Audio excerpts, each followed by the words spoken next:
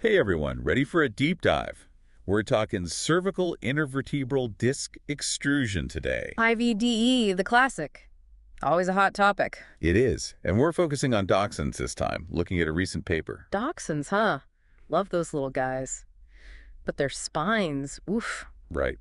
This paper really gets into the nitty-gritty of their IVDE, though, which is cool. We're talking clinical presentation, MRI findings, the whole 9 yards. Oh, I like where this is going. Hit me with the details. So they looked at 80 dachshunds diagnosed with cervical IVDE. 80? That's a pretty decent sample size. What kind of study was it? Yeah, it was a retrospective study. They pulled data from a bunch of different referral hospitals. Okay, so the usual caveats about retrospective studies apply. Still, 80 dachshunds is nothing to sneeze at. What jumped out at you? Well, one thing that was interesting was that most of the dogs were actually still walking around when they were presented. Really? Huh, that's not always how we think about IVDE. Exactly. It kind of goes against that classic image of a dachshund, completely paralyzed in the back end. Right, dragging those little legs. So what were they seeing on exam then? Well, that's where it gets even more interesting. A surprisingly small number of them were showing those classic nerve root signature signs. You mean like radiating pain down the leg, that sort of thing? Yeah, exactly. Only a quarter of the dogs with foraminal IVDE on MRI actually had those really obvious neurological deficits. Wow, that's way lower than I would have expected. Foraminal IVDE, you'd think you'd see more of those nerve-related issues. That's what I thought too. So that really makes you wonder what else is going on there. Makes you think, yeah. Maybe it's about how those nerves are being compressed, or maybe there's something else entirely. And that's what the researchers were trying to figure out too, which is why they dug into those MRI findings. Oh, the MRI deep dive. All right, lay it on me. What were they seeing on those scans? Well, first off, it confirmed something that I think a lot of us who see these cases regularly probably suspected. C2C3, that's where it's at for dachshunds. Yeah, C2C3 always seems to be the sweet spot for those guys. Makes you wonder if there's something about their anatomy, like predisposes them to problems right there. Totally. But then there was another finding that was kind of a head scratcher. They found that left-sided foraminal IVDE was more common. Left-sided. Now that's intriguing. Why left, though? Any theories? Honestly, the study didn't really go there. They just sort of put it out there as an interesting observation. Dang, always more questions, right? So they were talking about the nerve findings. What about the actual disc material itself? What did the MRIs show there? Okay, so buckle up because we're about to get a little technical here. They found that on those T2 weighted images, most of the dogs had what we call homogeneously T2W hypointense disc material. Homogeneously. Right. So basically how bright or dark the disc material shows up on that particular type of scan. Exactly. And it can tell us a little bit about what that extruded material is actually made of. Okay, that makes sense. What else?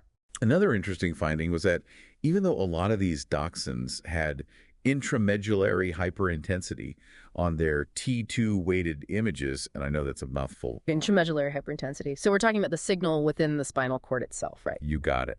So even though they were seeing that brighter signal in the spinal cord, which can sometimes be a bad sign, it didn't actually seem to impact the dog's outcomes all that much in this study. Interesting. So even if there's some evidence of spinal cord involvement on those MRIs, it's not necessarily a death sentence for these little guys. Not at all, which is actually really good news when you think about it. Oh, I know, right? Gives us some hope. Okay, ready for the big question, the one everyone wants to know. Hit me with it. Surgery or medical management? That's the one. So in this study, most of the dogs, like almost 78%, ended up having surgery. Okay. Pretty standard for IVDE, right? What'd they find? Well, that's the kicker. Yeah. The dogs who had surgery and the ones who were managed medically, they actually had really similar outcomes overall. Whoa, hold on. Are you saying that medical management held its own against surgery for these dogs? That's what it looks like, which is pretty huge when you think about it. Yeah. It really challenges that assumption that surgery is always the answer for IVDE. It does make you stop and think, especially with all the risks that come with surgery, not to mention the longer recovery time. This could be a real game changer for some owners. No doubt. Speaking of recovery, this study actually found some interesting stuff about what factors seem to influence how quickly these dogs bounce back. Okay, like what? Give me the good stuff. Well, for one thing, the dogs whose symptoms came on kind of gradually over a couple of days, they actually seemed to recover faster than the ones who had a really sudden onset. Wait, really? That's kind of counterintuitive, isn't it? You'd think the slower onset would mean a worse prognosis. Right. But nope, in this study, it was the opposite. The researchers actually speculated that maybe those dogs, the ones where those symptoms came on more gradually, maybe their bodies had more time to kind of adjust and compensate for that herniated disc. Interesting. So almost like their bodies were doing their own little prehab without even knowing it. Exactly. Now, on the flip side, they found that for the dogs who did have surgery, the ones who were, shall we say, a little rounder in the middle. Ah, the chunkier pups. Exactly. They tended to have longer hospital stays, which, I mean, makes sense, right? More weight, more strain on that healing spine. For sure. So weight management is key, even after surgery. Were there any other factors that seemed to play a role in those surgical recoveries? Yeah, not surprisingly, the amount of spinal cord compression they had on that initial MRI seemed to make a difference too.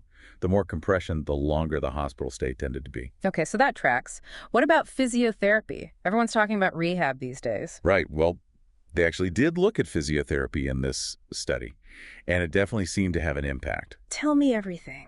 Did it help? Did it not help? Give me the details. Okay, so for the dogs who were managed medically, the ones who got physiotherapy did seem to recover a little faster than the ones who didn't. Okay, so that's not totally shocking. We've seen that anecdotally, right? It's good to have some data to back it up, though. What about the surgical cases? So that's where it gets a little weird. Physiotherapy was actually associated with longer hospital stays overall. Wait, what? Really? For both the surgical and medical groups? Yeah, which seems counterintuitive, right? You'd think physiotherapy would help them bounce back quicker, get them home sooner. Exactly. So what's the deal with that? Why the longer stays? Well, the study offers, they kind of wondered if it was a case of the vets being more likely to recommend physiotherapy for the more severe cases. You know, the dogs who were probably going to need a longer stay anyway, regardless of whether they got physiotherapy or not. It's tough to say, right? Like, which came first, the chicken or the egg? Were the stays longer because of the physiotherapy itself or just because those dogs were starting off in a worse place? That's the million-dollar question, isn't it? More research is needed, for sure. But it highlights how important it is to think about those factors, when we're interpreting these study results. Totally. Okay, so we've talked about recovery, but what about everyone's favorite topic, recurrence? Did they see any of that in this study? Yes, the dreaded recurrence. Nobody wants to see these pups go through that whole IVDE ordeal again. So what did they find? Well, the good news is that it seemed to be pretty uncommon. Only 5 dogs out of the whole study ended up having those classic IVDE symptoms come back. 5 out of 80, that's not too bad. And I'm sure there's a but here. Oh, there's a but. A big one. None of those dogs had follow-up MRIs. So we don't know for sure if it was actually IVDE or if it was something else entirely. Exactly. Always got to keep those differentials in mind. It's like that old saying, if a dachshund reherniates a disc in the woods and there's no MRI to see it, did it really happen? Okay, that's a good one. But seriously, this study was fascinating. It really challenged some of those assumptions about IVDE in these guys. It really did. And I think it gives us a lot to think about, both in terms of how we approach diagnosis and how we talk to owners about treatment options. Absolutely. It's all about personalized medicine, right? Weighing the risks and benefits for each individual dog. 100%.